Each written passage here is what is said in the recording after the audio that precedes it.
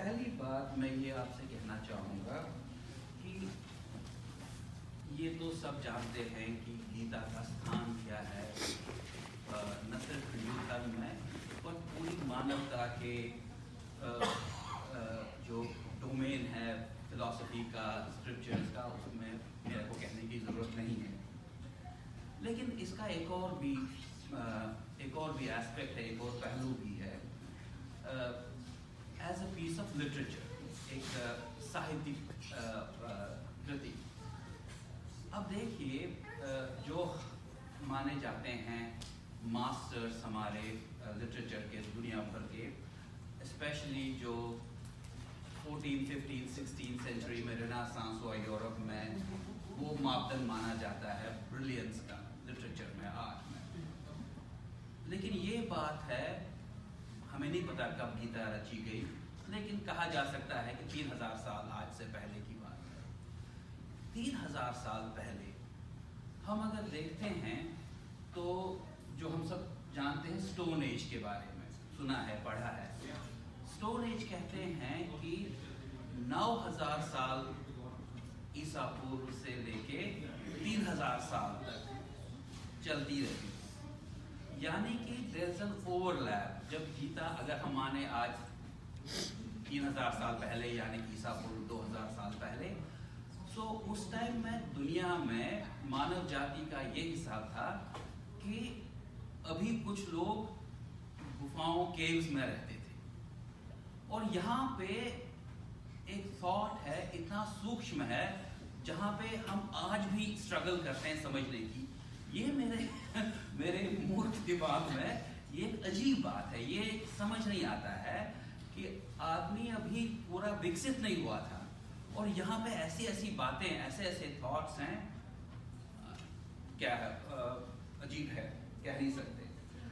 लेकिन इससे पहले कि मैं इसके रिलीजियस एस्पेक्ट्स पे आऊँ, तो लिटरेचर की बात करूँ। आप देखिए, 5-5.5 अध्याय महाभारत के एक क्रेसेंडो बिल्ड हुआ है, लड़ाई झगड़े क्यों हुए, सब बात हो रही है, और अब पूरा क्लाइमेक्स पे आ गया। अब कोई तरीका नहीं, अब लड़ाई हो गई है। और अगर मैं इसको एक सिमिली मेटाफर यहाँ का दूँ, तो टीवी पे मैच आने वाला है, और अपने जो हैं संजय, वो हर्षा भोगले हैं हमारे कमेंट्री के, और वो अपनी कमेंट्री देने को तैयार हैं। हमने पॉपकॉर्न हाथ में लेके बैठे हैं कि अब देखेंगे एक्शन। और सडनली जो मेन कैरेक्टर है, जिसके ऊपर सारा कुछ है, वो कहता है मैं नहीं लड़ता, अब करो बात। नाउ ये जो लिटरेरी डिवाइस है, ये ट्विस्ट जो है, ये कोई मामूली चीज नहीं है। कितना सोच विचार के किसी ने ये क्रिएट किया है कि यहाँ पे आके आपको पहुंचा के अब लड़ाई, अब बैठे हम देखें कौन जीतता है, कौन किसको मारता है, और फिर मैं तो लड़ाई नहीं करूंगा, और भगवान के सामने, और फिर भगवान उसको कोशिश करते हैं समझाने की। पर पहली बात यही मेरे दिमाग में रही कि यार कैसे हो गया, अब तो सब गड़बड़ हो गई।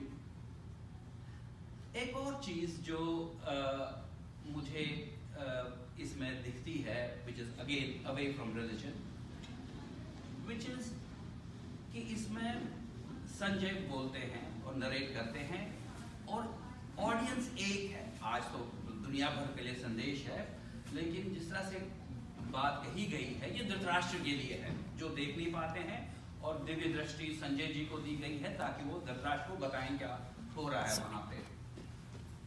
लेकिन पहला श्लोक धृतराष्ट्र बोलते हैं कि भाई बता संजय, धर्म क्षेत्र कुरुक्षेत्र में मेरे और पांडु के बच्चों जो खड़े हैं लड़ाई करने, क्या होगा। उसके बाद 18 अध्याय तक वो एक शब्द नहीं बोलते हैं।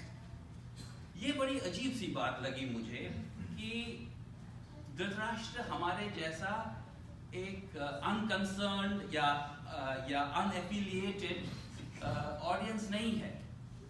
वो एक्चुअली वो एक रीजन है ये सब झगड़ा होने का। उसके लिए ये कहानी बताई जा रही है, और उसके कारण ये जंग हो रहा है, और वो आदमी एक सवाल नहीं करता है। यहाँ तक कि जब विराट स्वरूप भगवान का प्रकट होता है, उसका कोई रिएक्शन नहीं है। मेरे दिमाग में ये समझ नहीं आता है ऐसा क्यों, बट गीता की महानता इसमें है कि हम सब लोग अपना अपना इसमें इंटरप्रिटेशन निकालें और आपको टाइम मिले और आपको इसमें मतलब नजर आए, कभी तो सोचें क्यों धृतराष्ट्र का कोई रिएक्शन ही नहीं है पूरे में, सबका रिएक्शन धृतराष्ट्र का।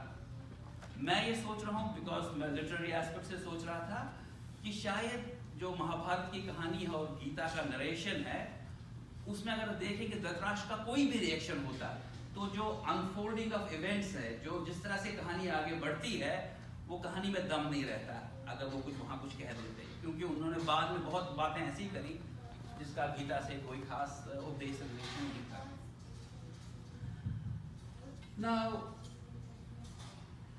फिर कुछ और एस्पेक्ट्स जिनकी बारे में मैं बात करूं जो मुझे बहुत पसंद हैं, वो ये है कि शुरू में जिसको विषाद योग बोलते हैं, सुरेंद्र जी में करेक्ट करें अगर मैं कहीं गलत करूंगा, तो विषाद योग जिसको पहला चैप्टर बोलते हैं, उसमें बहुत बार जब हम गीता के बारे में कहानी कहते हैं तो हम बहुत ही कम फोकस करते हैं कि अर्जुन ने क्या कहा। अर्जुन ने बोला कि मैं जंग नहीं लड़ता और ये मेरे बाप दादा है, मैं क्यों मारूं, और फिर सारा फोकस कृष्ण भगवान की बातों के ऊपर है।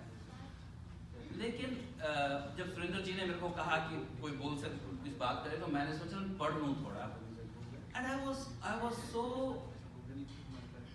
मूव्ड बाय द फैक्ट कि अर्जुन के सवाल जो है ना वो खतरनाक ऊपर के लेवल के हैं। वो बिना बात के बेवकूफी बात नहीं करता है। वो सवाल कहता है कि राइटियसनेस क्या है। क्या हम लोग सारे अपने जीवन में ये नहीं मानते हमेशा कि रिश्तों को ऊपर रखना है मतभेदों से? बहुत बार हम ऐसा करते हैं कि हम सोचते हैं ये बात सही है, लेकिन मेरा भाई, मेरे पिता, मेरी माता दूसरी बात कहती है, तो हम सोचते हैं मेरे लिए ये रिश्ता ज्यादा इंपॉर्टेंट है, ये बात कौन सही है कौन गलत है ये इंपॉर्टेंट नहीं है। और अर्जुन वही कहते हैं कि भाई कैसे, सो मेनी वर्सेस कि वो डिस्क्राइब करते हैं, और जिस तरह से अर्जुन डिस्क्राइब करते हैं वो कोई कम डिवाइन नहीं है। और again I go back to that situation कि अभी अभी हम केव से निकले थे, अभी अभी स्टोन से बाहर निकले हैं, और अर्जुन के सवाल ऐसे हैं कि बर्नी सैंडर्स परेशान हो जाए और उसको आत्मग्लानि हो जाए, क्योंकि बर्नी सैंडर्स से भी ज्यादा सवाल पूछता है ये वॉर के बारे में, क्यों मैं लड़ाई करूं, क्यों मैं उनको मारूं जिनके गोद में मैं खेला। और उसके बाद जो भगवान का उसको जवाब मिलता है वो तो फिर अलग ही लेवल पर है। It is amazing, once again I come to that fact. एक मामूली सी बात है, हम बहुत बार सोचते हैं कि लाइफ का डेफिनेशन क्या है और आदमी मरता क्या है, क्या होता है। और एक संस्कृत का श्लोक मैं बता नहीं पाऊंगा, उसका हिंदी में ये है कि भाई लाइफ जो है एक स्टेट है from something we can perceive, जो हम भांप सकते हैं। पहले हम भांप नहीं सकते थे अपनी एग्जिस्टेंस को, जन्म लेने से मरने तक हम उसको भांप सकते हैं, हम उसको फील कर सकते हैं, उसके बाद नहीं कर सकते हैं। यानी कि जन्म और मृत्यु में कोई अंतर ही नहीं रहा, और डेफिनेशन ऐसी रही जिसने ट्रांसेंड किया लाइफ और डेथ को। यह कॉन्सेप्ट इतना भव्य कॉन्सेप्ट है, आप इसको माने भगवान का, ना माने भगवान का, किसी और का माने, जो भी करें, लेकिन अगर आपके दिमाग में कोई बेटर डेफिनेशन है लाइफ की तो please share that with us. amazing thought.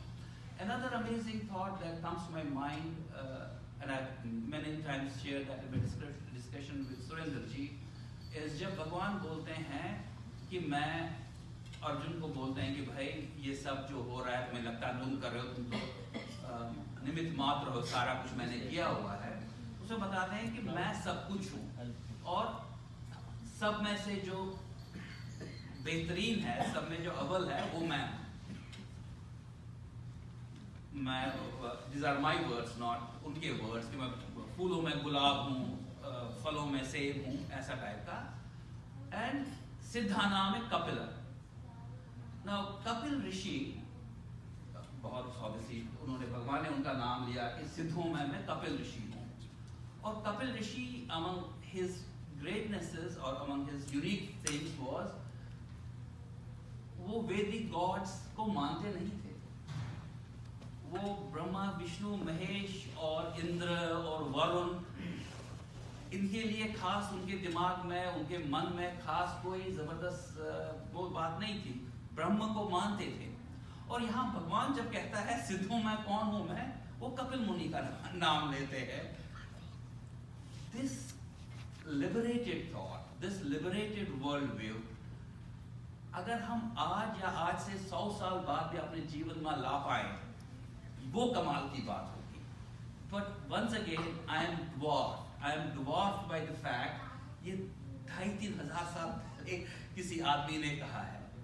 It is amazing, it is amazing.